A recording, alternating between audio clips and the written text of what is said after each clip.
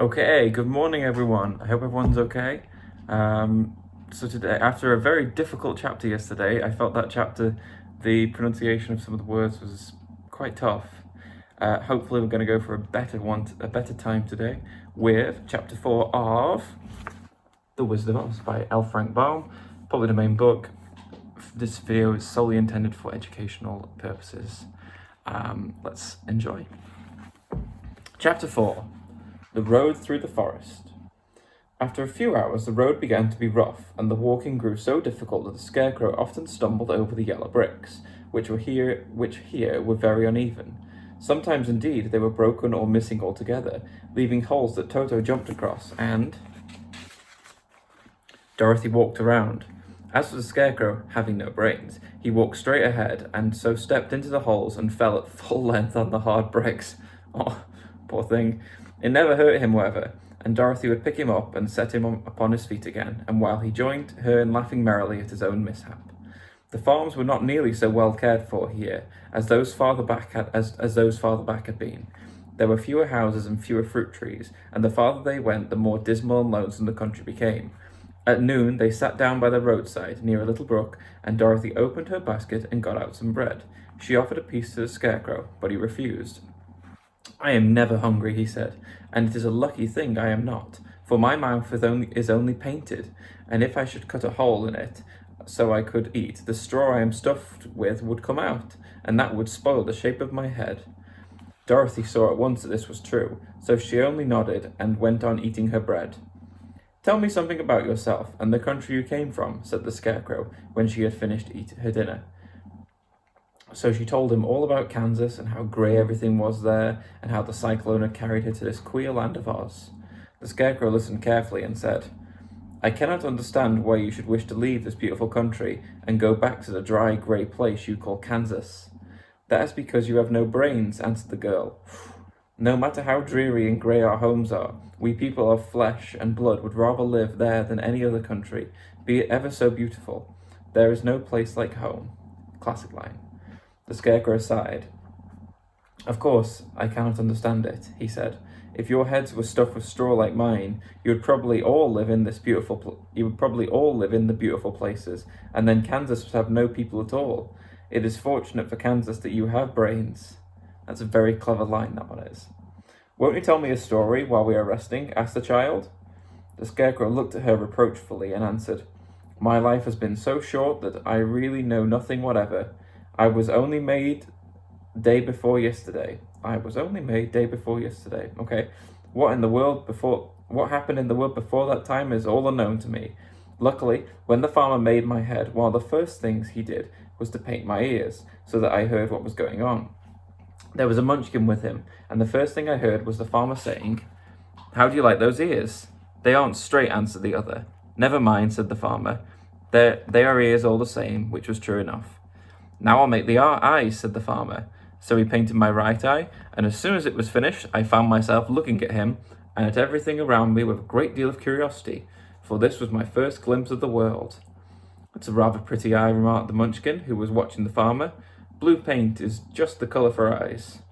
"I think I'll make the other a little bigger," said the farmer, and when the second eye was done, I could see much better than before.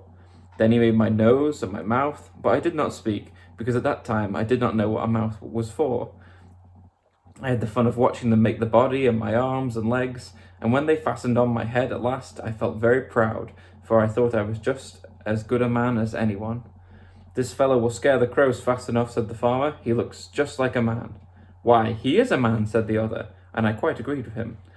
The farmer carried me under his arm to the cornfield and set me up on a tall stick where you found me. He and his friend walked away and left me alone. I did not like to be deserted like this way, so I tried to walk after them, but my feet would not touch the ground, and I was forced to stay on that pole. It was a lonely life to lead, for I had nothing to think of, having been made such a little while before. Many crows and other birds flew into the cornfield, but as soon as they saw me they flew away again, thinking I was a munchkin, and this pleased me and made me feel that I was quite an important person. By and by, an old crow flew near me, and after looking at me carefully, he perched upon my shoulder and said, "I wonder if that farmer thought to fool me in this clumsy manner. Any crow of sense could see that you are only stuffed with straw." Then he hopped down at my feet and ate all the corn he wanted. The other birds, seeing he was not harmed by me, came to eat the corn too.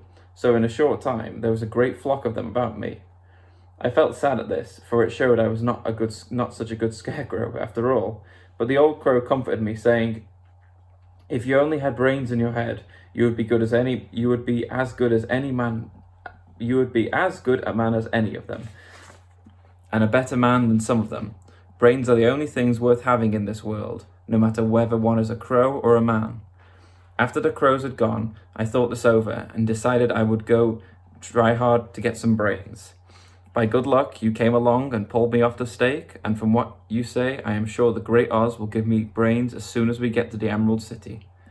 "I hope so," said Dorothy earnestly, "since you seem anxious to have them." "Oh yes, I am anxious," returned the Scarecrow. "It is such an uncomfortable feeling to know one is a fool."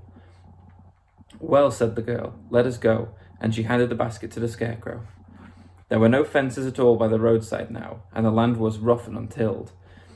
Towards evening they came to a great forest where the trees grew so big and close together that their branches met over the road of yellow brick. It was almost dark under the trees, for the branches shut out the daylight, but the travellers did not stop and went on into the forest. "If this road goes in, it must come out," said the Scarecrow, "and as the Emerald City is at the other end of the road, we must go wherever it leads us." "Anyone would know that," said Dorothy. "Certainly, that is why I know it," returned the Scarecrow. "If it requires brains to figure it out, I should never have said it."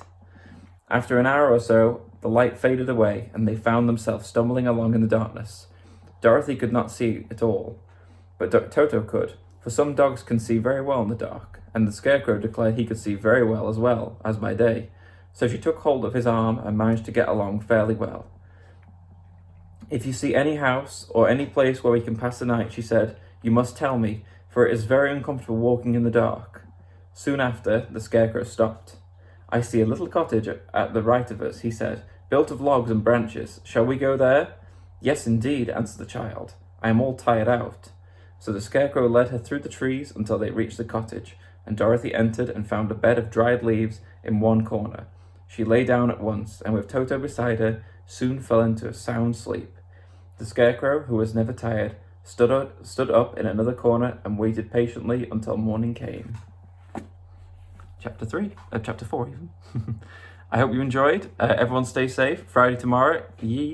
So enjoy and see you tomorrow. Bye.